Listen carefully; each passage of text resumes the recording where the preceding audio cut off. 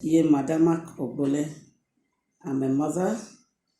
I'm the first daughter of my father, and I'm a wife. I'm a sister and an aunt. Motukpo local government area. Okay, Motukpo in Otukpo local government area. Enem Ladam Keidoma. Wow, Otukpo. Like I've always said,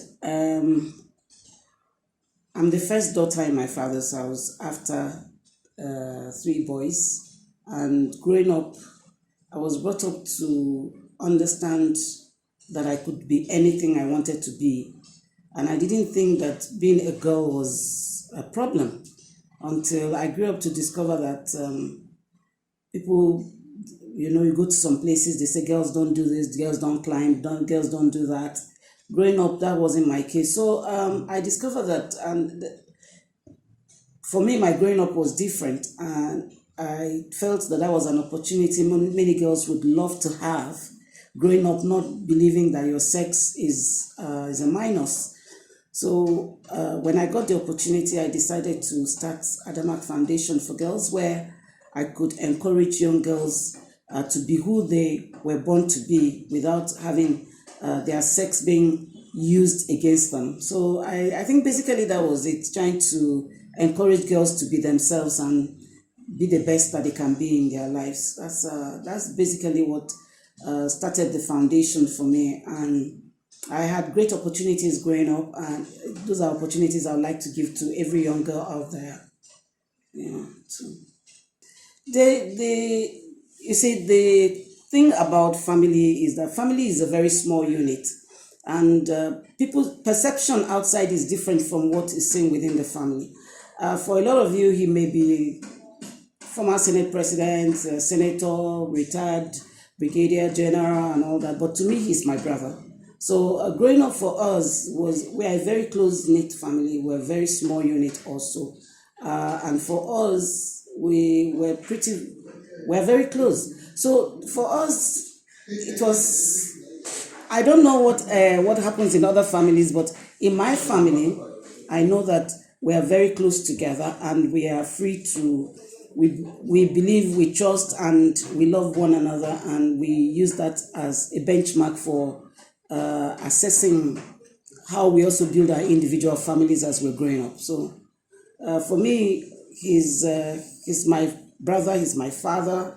Now that we have lost our father, he's been our father for a very long time now. And he's played that father figure, he's played it so very well. He's kept the family very close-knit. And for us, we are just a family, a regular, everyday family. Idoma people, let us come together and let us foster unity, and let's stop the blame game. Let us also stop, there's a high level of criticism that goes on that actually we have become very unappreciative, and it's not good. Let us do the little bit that we can do, and let us encourage one another. I think this is what we need more than anything. It's one of the things that is lacking now. Society, we have become too individualistic. This is not Idoma way of doing things. We used to look out for one another. That's how we grew up. Anywhere you go and you find an Idoma person, you just know that you have a brother there. And I can tell you this because in 2005, I was in Liberia to do a job. And one of the guys who was working with me told me, say, I saw your Idoma brother and sister. And I said, wow. And for me, it was beautiful. And I met this couple that were fantastic. They were running a restaurant in Monrovia, and, just seeing them, we became like family. And for me, that is how it should be. If we can do that outside, then why can't we do it within, our community? We need to build each other up, help one another as much as we can. And together, we'll become a stronger and better team and a better people. Have I ever been in politics? Yes, I used to be in politics, but I left politics many years ago. And I ventured into politics when I was young. Precisely, I think I got into politics at the age of 25. I went into the House of Reps at 26. See, I can say without missing was that Idoma girls are probably some of the most beautiful girls we have in this country. I can say that and go to sleep. And I can say that because if I think back, way back in 1993, when I was getting married, the photographer that I brought from Lagos, he said he took so many pictures. He had never seen such collection of beautiful girls in his life, such that even though it was my traditional wedding, he didn't take as many pictures of me as he took of the people who came. I know for a certainty that Idoma girls are beautiful, but beauty can only take you so far. That's the truth. We need to get our girls to get to go to school. It's a very sad case that we have, because if you also think about it, like you said, I agree with you, our girls rarely go to school. And I think it's also because we have misplaced priorities, misplaced values. An educated girl can stand her ground anywhere. And like I'll tell you, I was brought up to think that I didn't need a man to complete me. Not because marriage is not beautiful, it's not good. That's not it. But I should be able to stand by myself. And also we're in a world where nobody knows what happens. You get married and your husband is the only breadwinner.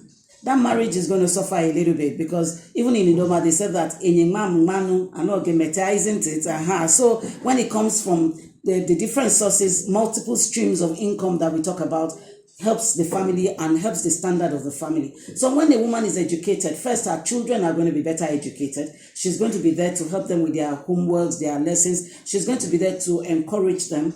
And having also brought up two beautiful girls, like I said, I have 3 kids, or rather I have 5 kids, 3 boys and 2 girls. I have 3 of my own and 2 girls. I have 2 of them. Okay, one is a graduate, one is almost going to be a graduate now. She's in final year in the university. And I think back and I see that they call me often to ask basic questions. Those are questions that I know that they couldn't have asked if I didn't go to school. You know, we talk about things. There's hardly anything between me and my girls that we don't talk about.